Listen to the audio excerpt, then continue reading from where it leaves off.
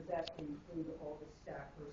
I think they're more detrimental than anybody. The staffers, you're talking about on Capitol Hill, or? You know, it would be interesting. The old days, the whole explosion of staffs, I think it would be very appropriate, and Congress needs to lead by example. I think that we should reduce the number of staff positions available, probably at least by 10 or 15%. And we should be put on fairly strict allowances. I think for most of my years in Congress, I actually returned money to the Treasury.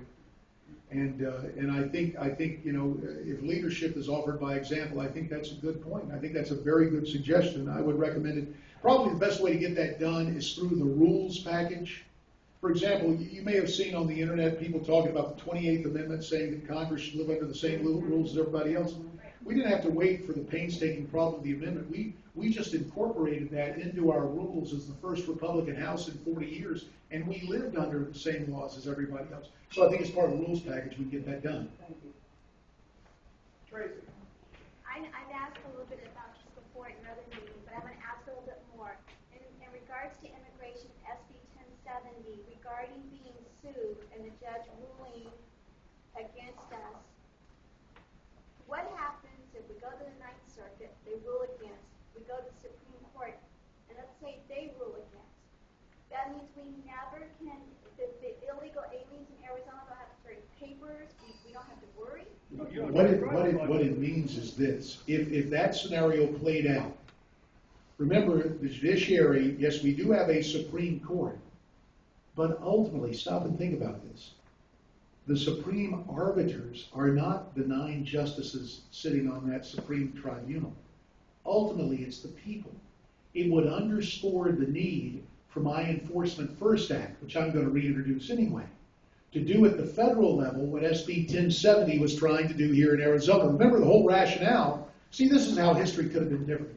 Had John McCain and George W. Bush just come with me on Enforcement First 5 years ago, and we started enforcing the borders, this would have been a moot point.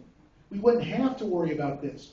But understand, I will reintroduce the Enforcement First Act to do for the entire country what SB 1070 attempts to do for Arizona.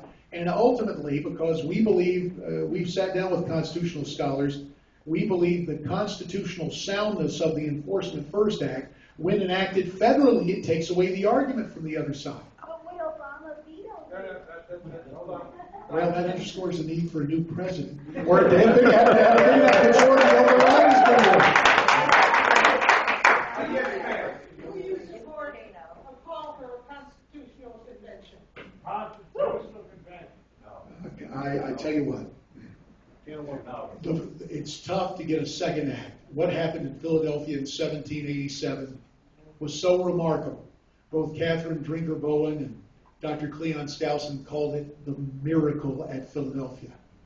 I still believe in miracles, but to mix metaphors, to expect lightning to strike twice, it's why we should be about a restoration of what was created in Philadelphia.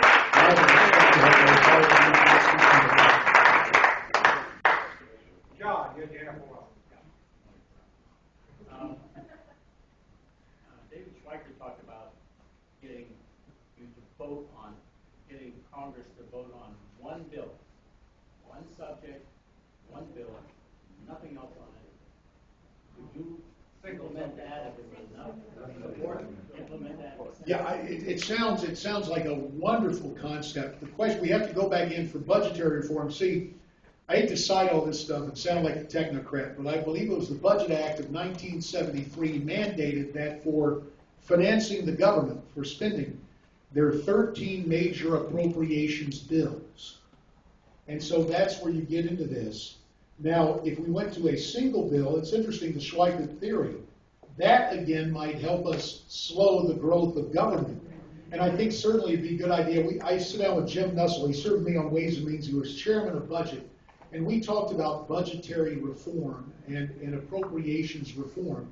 Same idea about earmark reform. Look, there are going to be investments. And to take away some of the mysteries about this, my opponent's done such a great job at demonizing the word. Do you know what earmarks are? Legislatively directed spending. Now, some of it, out of just, hey, I'm a powerful guy, but some of it's necessary. To wit, as I've said on many occasions, if I had it within my power to legislatively direct $1 billion in spending to Arizona's border with Sonora, I would consider that money well spent for border protection. Even in the new age of austerity, there's going to be some spending. And you don't want to take away a constitutional prerogative, but we do need reform. I'm sorry to go over the time limit on this, but just to make this point, it's very important.